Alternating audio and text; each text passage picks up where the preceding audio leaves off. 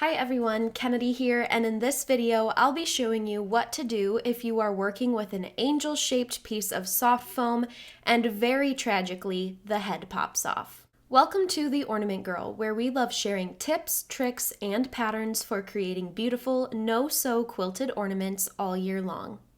So whether you are a brand new ornamenter or you have been creating no-sew quilted ornaments for a long time, if you have used an angel-shaped piece of soft foam, you may have run into the issue where the top and the bottom of the foam come disconnected.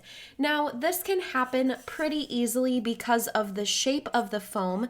There is this thin little section where the round part on top is meeting the cone on the bottom, and it can just be a little bit weak. And as you're adding your fabric pieces, you may accidentally be pushing on that section of the foam, and it's very easy for it to snap right off.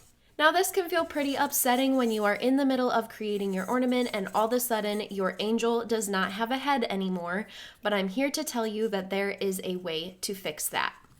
Now, just as an example, if you have not made an ornament with some angel foam before, you can see here that I have used our angel pattern to create this no-sew quilted angel. There's no sewing involved. We are just folding and pinning the fabric onto this angel-shaped piece of foam. So if you are interested in learning how to create this ornament, be sure to check out the link in the description. We have a full printable supply list as well as a step-by-step video tutorial. However, if you are making this ornament and you find that you accidentally knock the head off of the foam, you can come back to this video and I'll show you some tips and tricks for solving that issue. Now, first off, I want to show you that even if this does happen while you are creating your ornament, there are ways to fix it where you won't even be able to tell. So this angel, I did accidentally break the head off of the body of the foam when I was creating it, but I glued it back on and added some pins to help secure it.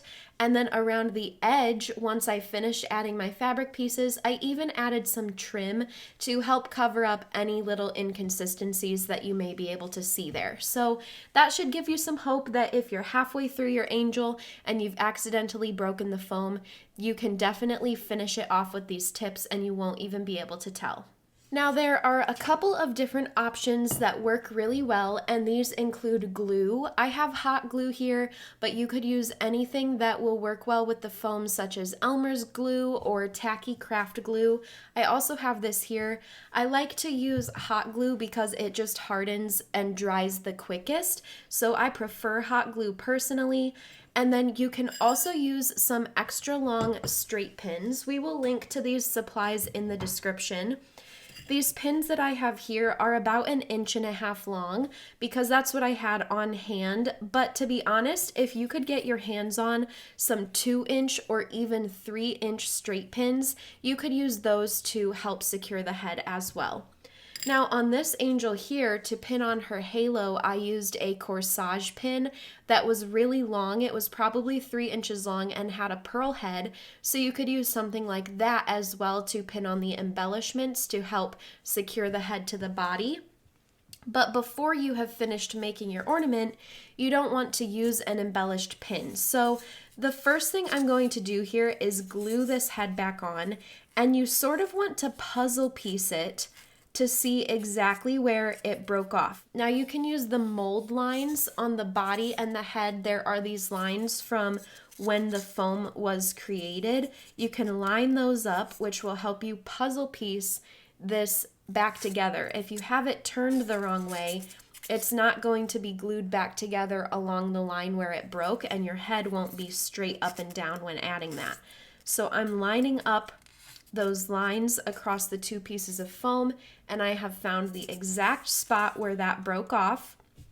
So I'm just going to add a little bit of glue to each piece.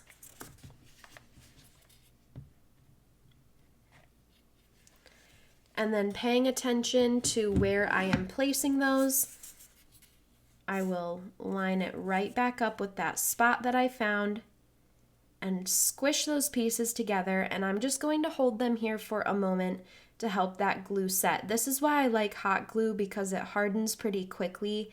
If you were using Elmer's glue or something like that, you would probably get pretty impatient with how long you have to hold these together. So just go ahead and sit here for a moment while you are letting a little bit of time pass and that glue harden. Now, I'm jumping ahead in the video a little bit, but in real time, I have been sitting here holding on to these two pieces for about a minute or so, and you can see that that hot glue has already solidified enough that I can set this aside to let it dry without having to hold on to the two pieces.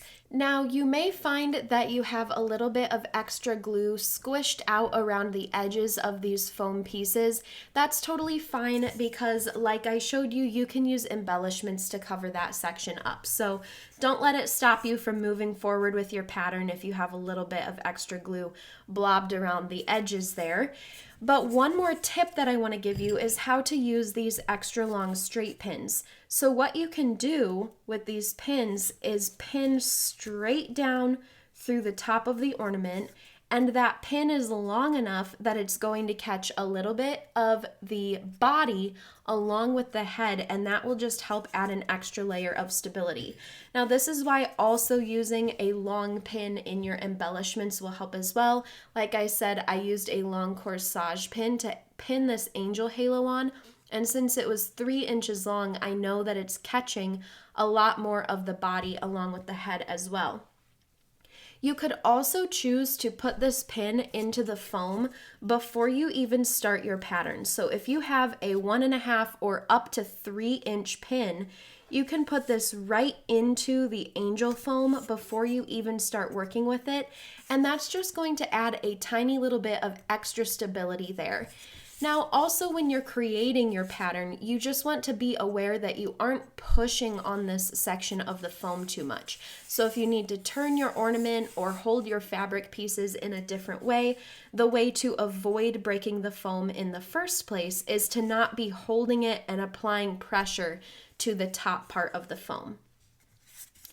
Now you can see how quick and easy it is to prepare your angel foam or even fix it when the top accidentally pops off, so that you don't have to feel like you have to stop mid-pattern or you can't finish your ornament just because you've had a little bit of soft foam trouble.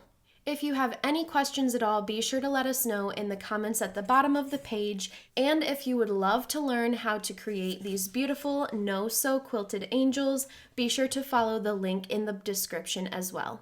Thanks so much for watching, and as always, happy ornamenting.